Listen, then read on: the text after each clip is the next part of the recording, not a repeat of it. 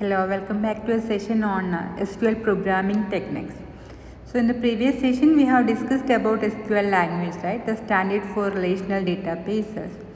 So we saw different SQL statements for data definition, schema modification, queries, views, updates, etc. Right? So in this session we will see different techniques for accessing databases from programs. Okay. So most databases access in practical situations is through software programs that implement database applications. So these are the session outline. We will see an introduction to database programming, then two different techniques for this database programming, that is embedded SQL and stored procedure. So let us start with database programming. So objective of this database programming is to access a database from an application program. Okay.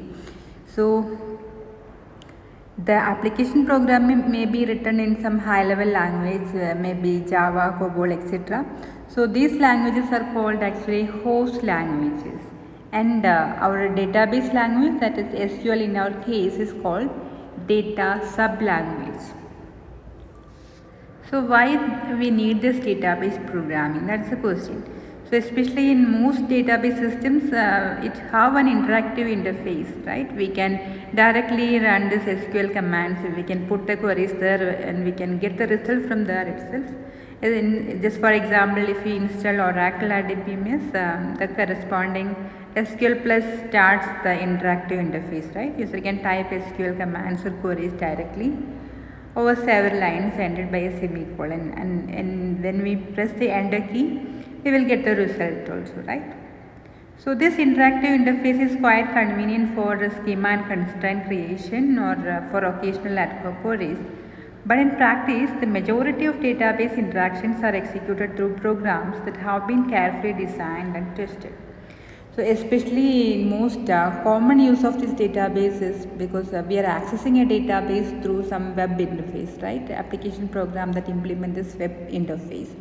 So there should be some provision to access a database through this application programs. Okay. Now different approaches for this database programming. Several techniques exist for including database interaction in application programs, in which the main three techniques are embedded commands, library of database functions, and third one, even if we are using a new language for this database programming. Okay. So first one is embedded commands. So in this case, database statements are embedded into the host programming languages. Okay. So they will be identified using a special syntax. We will see this example for this. Okay. For example, prefix for embedded SQL in the string exec SQL, which precedes all SQL commands. So that is the first method, and the second one is a library of functions is made available to host programming language for database call. So for each type of database action, we can simply call this APIs. For example, there could be functions to connect to a database, execute a query, execute an update, and so on. So the actual database query and update commands and any other information are included as parameters in the function call. So this approach provides what is known as API for accessing a database from application programs. And the third one is a database programming language is designed from scratch to be compatible with the database model and query language. So additional programming structures such as loops and conditional statements are added to the database language to convert it into a full-fledged programming language. So these are the three different techniques. Usually the first two approaches, that is embedded commands, and the second one API. Using APIs are most commonly used. And third approach is more appropriate for applications that have intensive database interactions. Okay. In that case, we can use a separate language for writing the entire database access. So the main problem we are facing when we use the first two approaches, that is embedded commands and library of and database functions, is that of impedance mismatch. The third case, that is we are using a separate language for, then it minimizes this impedance mismatch. Impedance mismatch is the term used to refer to the problems that occur because of difference between the database model and the programming language model. Just for example, the practical relational model has three main constructs, right? Attributes and the data types will be there, tuples which are actually records, and tables which is actually a set or multi-set of records, right? So the first problem that may occur is that the data types of programming language differ from the attribute data types in the data model. So it will be necessary to have a binding for each host programming language that specifies for each attribute type, right? So it is necessary to have a binding for each programming language because different languages have different data types, right? Just for example, the data types available in C and Java are different and both differ from SQL data types. So extra bindings will be required for data types to support the attribute data types. And another problem occurs because of the results of most queries are sets, right, or multi-sets of tuples, and each tuple is formed of a sequence of attribute values, right? But in case of program, it is often necessary to access the individual data values within each tuple for printing or processing.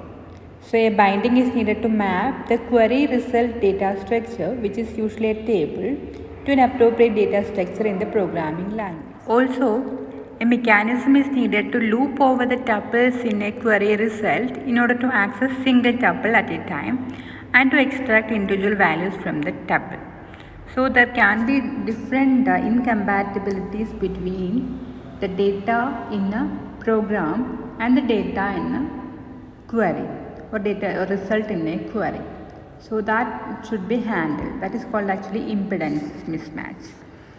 Whereas if you are using the third method, we are using a separate language to handle this, right? So there is no such impedance mismatch. Now these are the different steps in database programming, that is a typical sequence of interaction in database programming. So when a programmer or software engineer writes a program that requires access to a database, it may be the case that the program to be running on one computer while the database is installed in some other computer, right? So the common architecture for database access is the client-server model, where a client program handles the logic of a software application and includes some calls to one or more database servers to access or update the data there. Okay. So when writing such a program, a common sequence of interaction will be there, and this is the different steps or sequence of interaction. Okay. 3 different steps are there. First step, client program opens a connection to the database server. So when the client program requires access to a particular database, the program must first establish or open a connection to the database server. Typically, this involves specifying the URL of the machine where the database server is actually located, plus providing a login account name and password for the database access. And the second step is client program submits queries to update or access, right, this database. So once the connection is established, the program can interact with the database by submitting queries, updates and other database commands.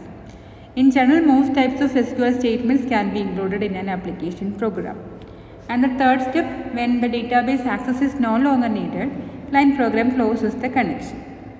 So that is the third step. So this is a sequence in which different interaction takes place between an application program and a database. So now let us get into the first method of database programming, that is embedded SQL. That is, we are embedding SQL statements into host programming language statements. Okay. So we have an application program written in some high-level languages like COBOL, C and Java. So these languages are actually called host programming language. So application program is written in host programming language, and within that program we will embed some of the SQL statements. So any type of SQL statements can be embedded into this program. Okay.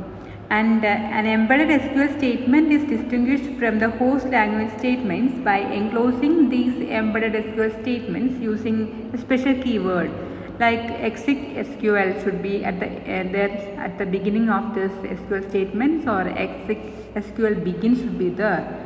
Like that, at the end of these set of SQL statement, you should include end exec or exec SQL end or even a semicolon is enough. So when this preprocessor or pre-compiler scan the source program code to identify database statements and extract them for processing using these keywords. Okay. Let us see an example for variable declarations. Okay, let us take C programming language as the host language. So we are embedding SQL statements into a C program. Okay. So this is how we can declare variables within an SQL within a C program as SQL commands. So we have a keyword clause that SQL begin declare session to start this declaration session. Like that, at the end of this declaration we have another clause keyword that is exec SQL end declare session. Within that we can declare any number of variables. Okay. So these variables are actually used for denoting these different attributes.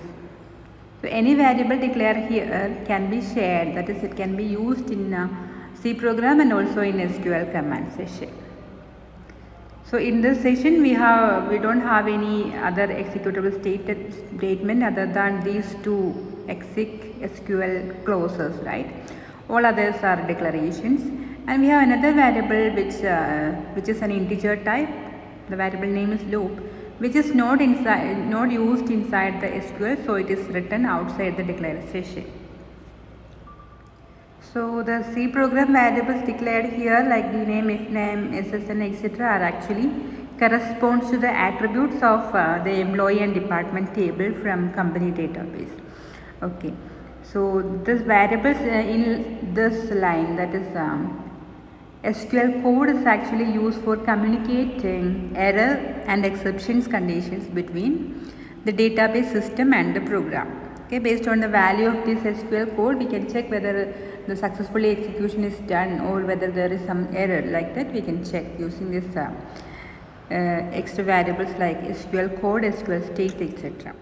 Now SQL commands for connecting to a database. There should be a connection from the application program to the database server. How that can be established using different SQL commands.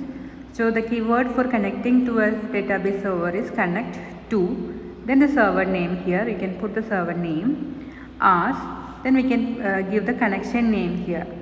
Then we have the authorization with the user account information like user account name and password can be given here. Then a semicolon. This is how we can establish a connection from an application program to a database server. So in general, since a user program can access several database servers, several connections can be established.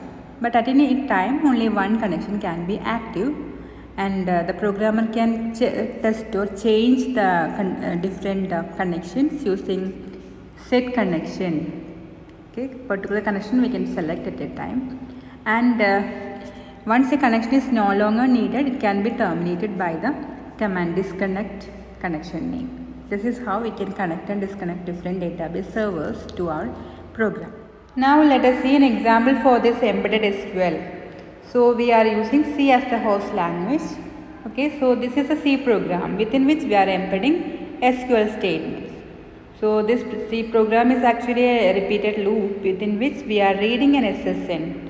An employee SSN will be read, and some information from corresponding to that employee is displayed from the database. Okay, so we can see the statements. See the statement, loop is equal to 1. Loop is actually a variable used in C program. It is initialized to 1, and within that while loop we will repeat this set of statements. Okay, we will read an SSN value, and based on that we will start our SQL statement. So the SQL command starts here. Exec SQL is the starting of our SQL set, and it ends with end exec. Okay, so this session is actually SQL commands. So the preprocessor will extract this portion for processing by the database process. So first statement within this SQL command is select fname, lname, address, salary from this where our employee table. Okay, so from clause is given here from employee, where SSN is equal to the read SSN in the C loop. So based on that, we will retrieve the corresponding names and name, address and salary. Into where, into is the keyword used. So into this F name, L name, address and salary. We can see a colon prefix to every variable here, right?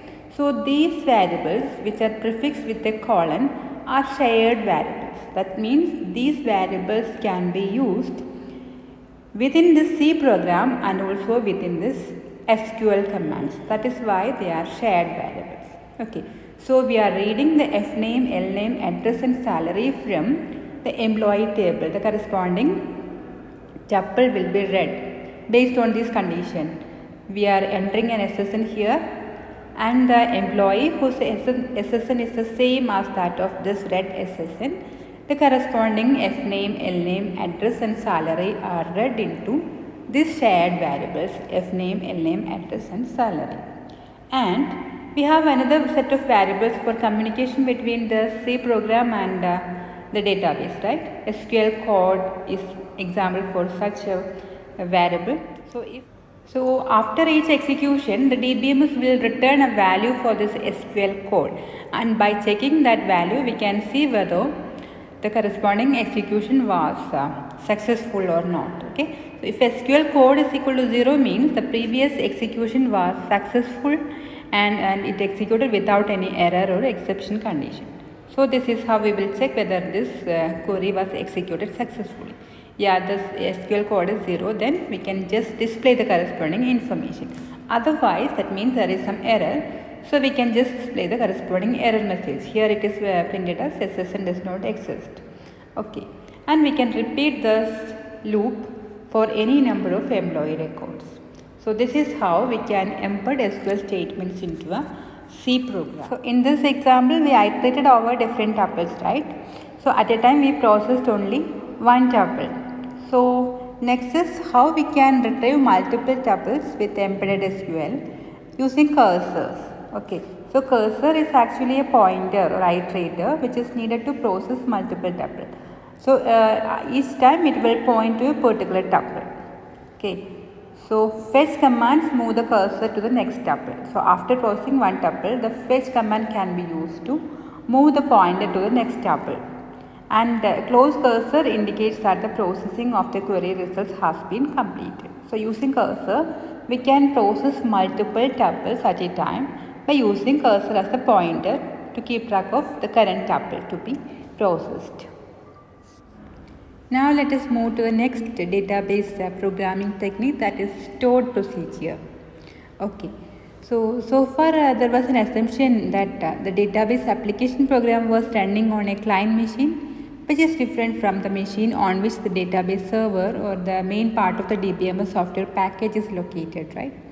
And this is suitable for many applications, but in some cases it will be useful to create database program modules or procedure or functions that are stored and executed by the DBMS at the database server itself.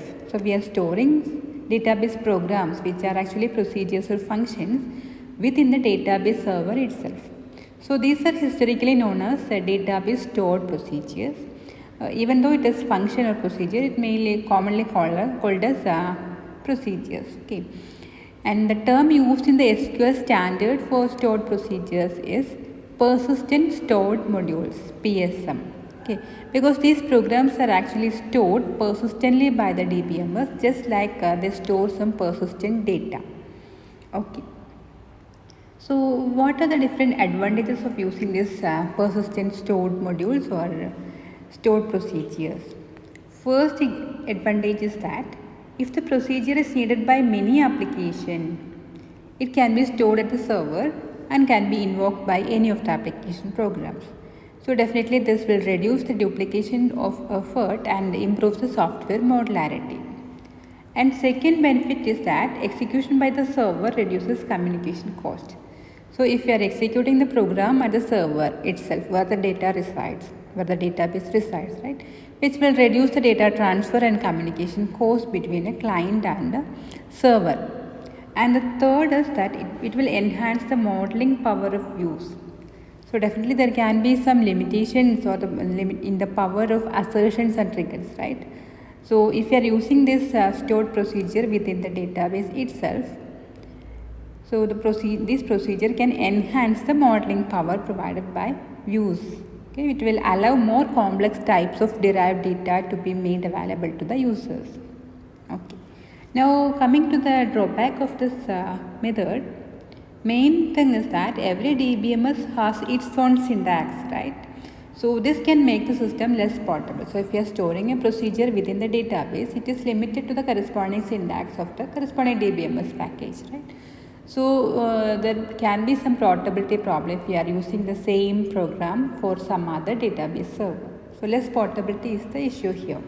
Next, how will we write the stored procedure? Okay, so in most commercial DBMSs allow the stored procedures and functions to be written in a general purpose programming languages. Okay, so alternatively, the stored procedure can be made of simple SQL commands such as retrieval, updates, etc.